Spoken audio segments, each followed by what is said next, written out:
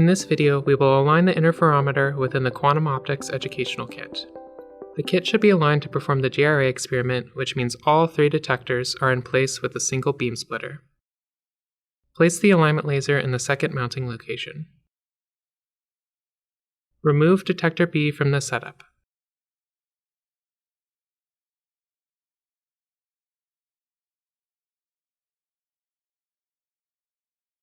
Place the alignment target at the output of the beam splitter as a placeholder. Next, take the small breadboard and place it in a convenient location. Take the gold mirror and translation stage assembly and place it on the corner of the breadboard such that the edge of the stage lines up with the edge of the breadboard. Secure the stage with 4 screws and washers.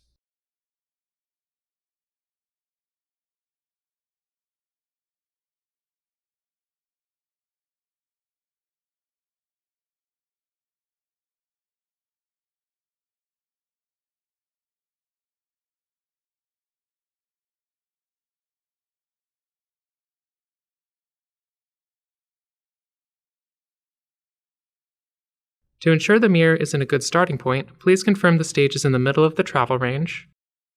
Ensure the front plate of the kinematic mirror mount is separated from the back plate with an equal separation. And check that the front face of the mirror is perpendicular to the direction of stage translation. Align the breadboard such that the mirror faces the alignment target.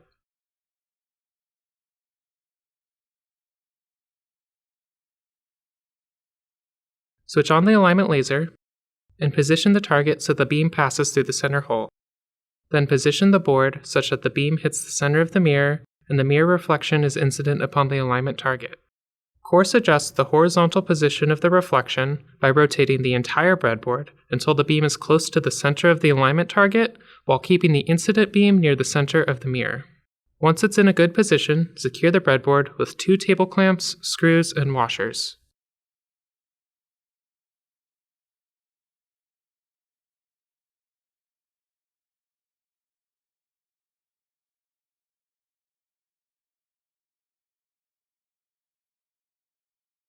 Use the top adjuster of the mirror mount to change the pitch and align the vertical position of the reflection. Next, position the beam splitter on the shorter post approximately 10 centimeters in front of the mirror, with the reflected direction pointing towards the detectors. Adjust the rotation so the back reflection passes through the alignment target's hole. Once positioned, secure the beam splitter with a clamping fork, screw, and washer, ensuring the fork points away from the detectors to allow space for additional optics. Now remove the table clamp securing the breadboard,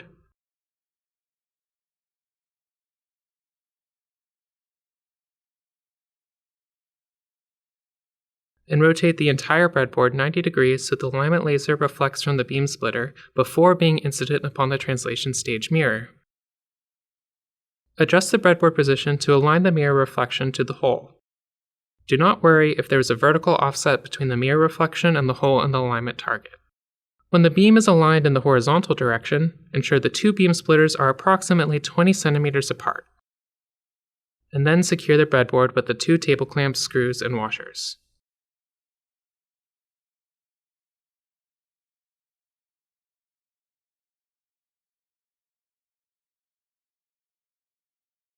Place the second gold mirror in the interferometer arm that now transmits through the beam splitter such that the distance between the mirror and the beam splitter is approximately the same as the beam splitter and the mirror on the translation stage. The breadboard holes can be used as a reference to get close. A ruler can also be used between the mounts. Rotate the mirror until a back reflection can be seen on the back of the alignment target while the incident beam is centered on the mirror. It can be helpful to block the beam pointing toward the translation stage mirror to ensure the correct reflection is being adjusted. Once the reflection is aligned to the center of the alignment target, secure the mirror with a clamping fork, screw, and washer.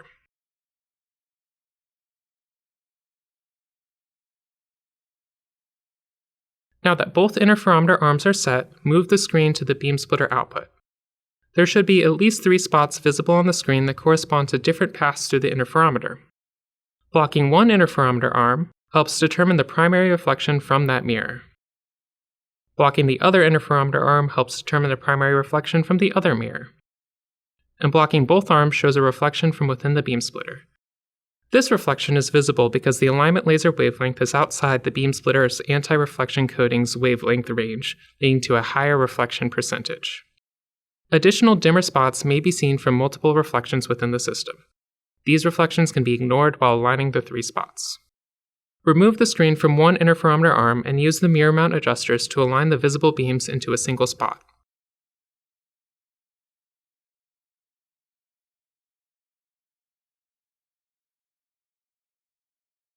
Then block the other interferometer arm and align the remaining beams into a single spot.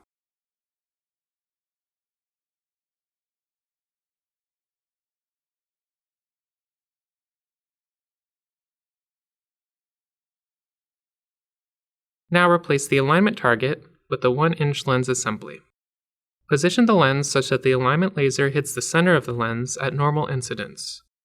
On the screen, there will likely be 2 different interference patterns.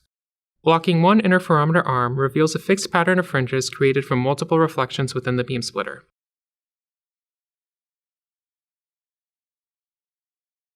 Unblocking the interferometer arms should show the resulting fringes from the interferometer. The interferometer fringes can be differentiated by pressing the Michelson breadboard. The artifact fringe pattern remains stationary while the interferometer fringe pattern fluctuates. At this point, the adjuster knobs on the mirror mount fixed to the translation stage will remain untouched.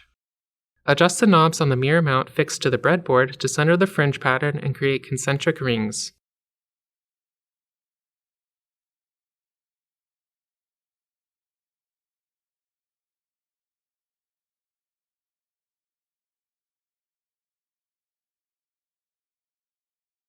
Once the fringe pattern is centered, the goal is to increase the size of the central maximum or minimum until it is the size of the beam incident upon the screen by matching the path lengths of the 2 interferometer arms.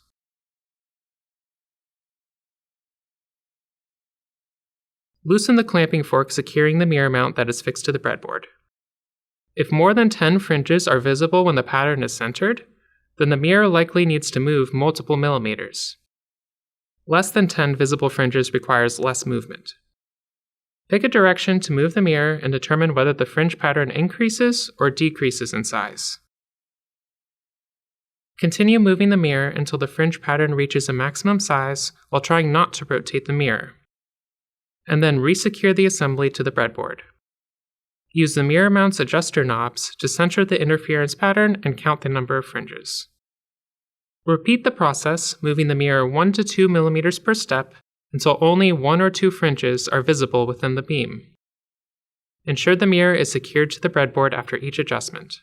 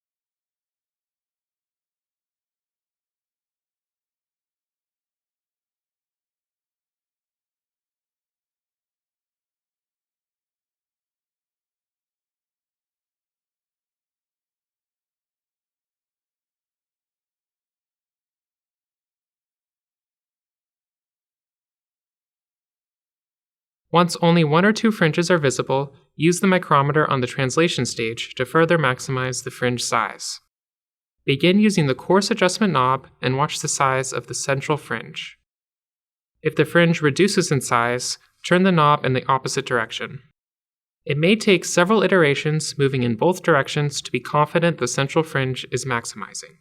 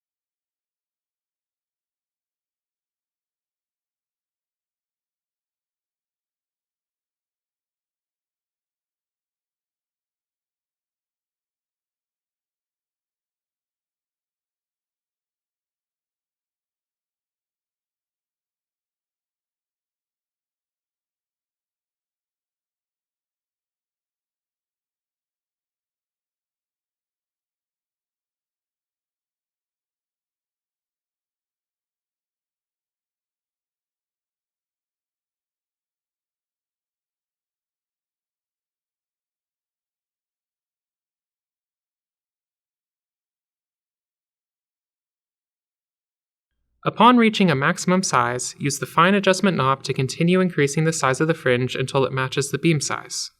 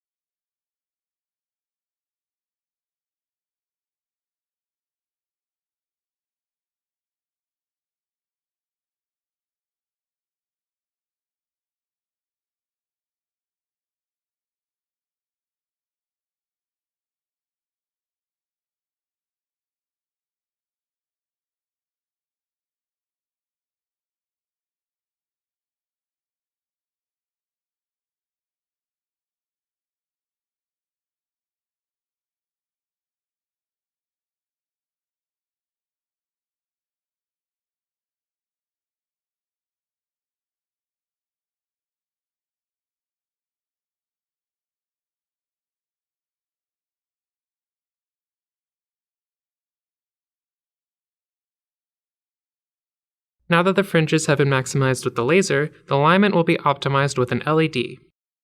Remove the lens, switch off the alignment laser, insert the LED in front of the interferometer beam splitter, and plug in the LED.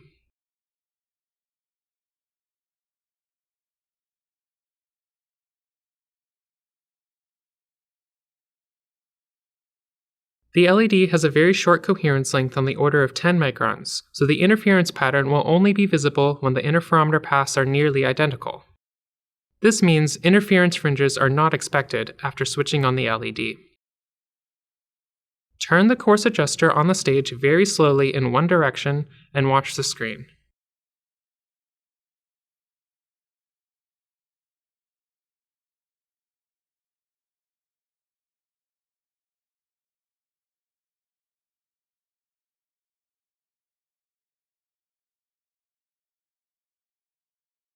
If fringes are not seen within 5 mm, try rotating in the opposite direction.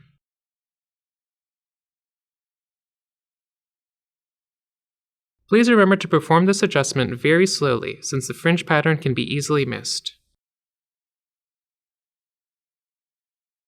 If fringes are still not found, try increasing the travel range.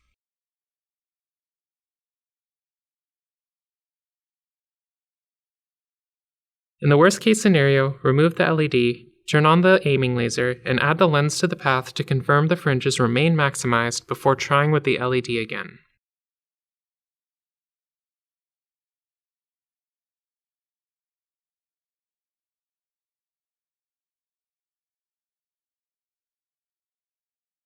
Once interference fringes are discovered with the LED, confirm the fringe pattern is centered using the adjuster knobs on the mirror mount,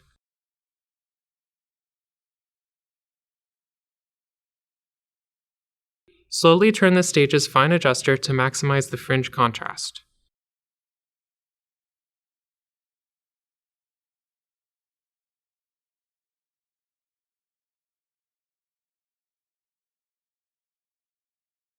Eventually, the interference pattern should go completely bright and completely dark by using the fine micrometer adjustment.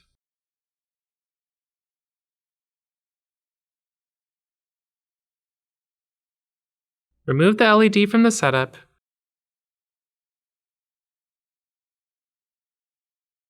reconnect the alignment laser, and switch on the laser. Now that the interferometer is aligned, the third detector will be positioned at the output of the interferometer. Use the screen to block one interferometer arm so the detector's alignment is not affected by interference. Remove the detector optics from the front of detector B.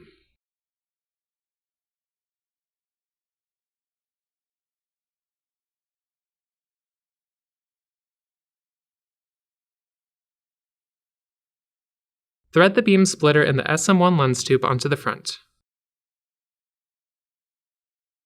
Place the alignment target in the output path of the Michelson interferometer such that the alignment laser passes through the center hole. Position detector B at least 15 centimeters away from the interferometer output such that the light is incident upon the active area of the detector while the beam splitter reflects light back through the alignment target. Once the position has been achieved, use a clamping fork, screw, and washer to secure the detector. Remove the SM1 threaded beam splitter.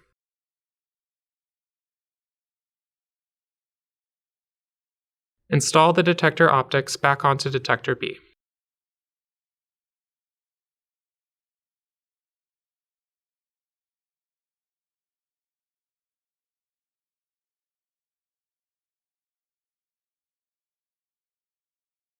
Switch off the alignment laser and reposition the laser to its original position. Place the fluorescent filter in the BBO crystal location. Remove the second mirror after the alignment laser, and remove the alignment target after the interference output. Set the pump laser current below lasing threshold and switch on the pump laser.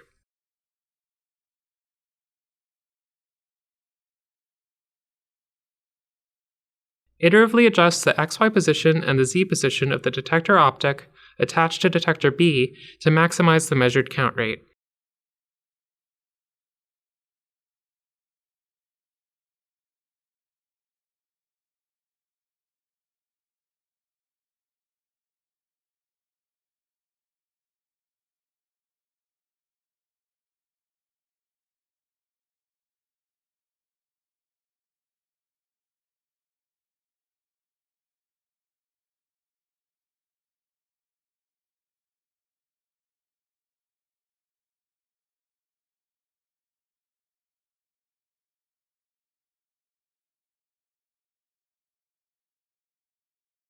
If the room is not sufficiently dark, it is possible the maximum count rate can be caused by background light.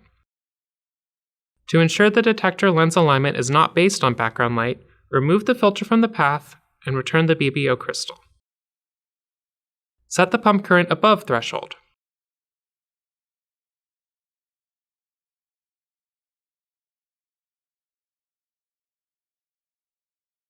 Readjust the X, Y, and Z positions of the detector lens to maximize the coincidence count rate between detectors T and B.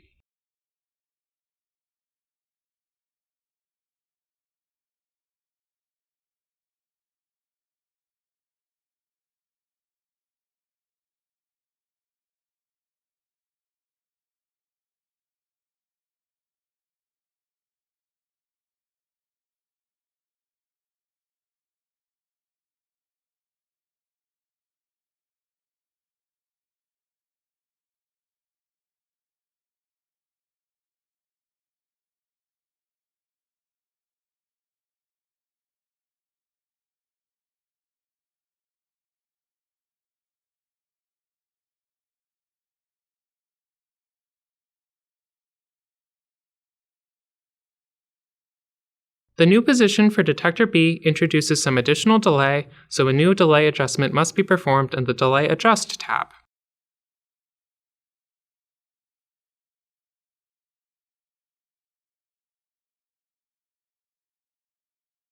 Turn the pump laser off. Mount the piezo controller next to the laser controller.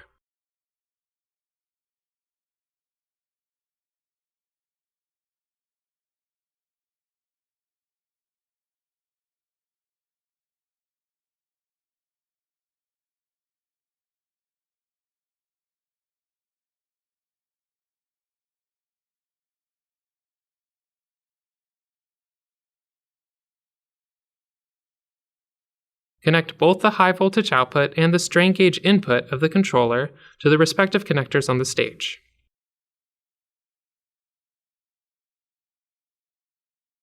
Connect the USB and power cables,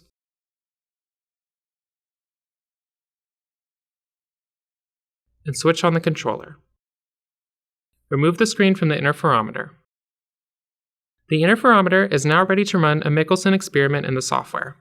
Restart the software to ensure the piezo controller is connected, and open the Michelson tab. Zero the stage to calibrate the setup.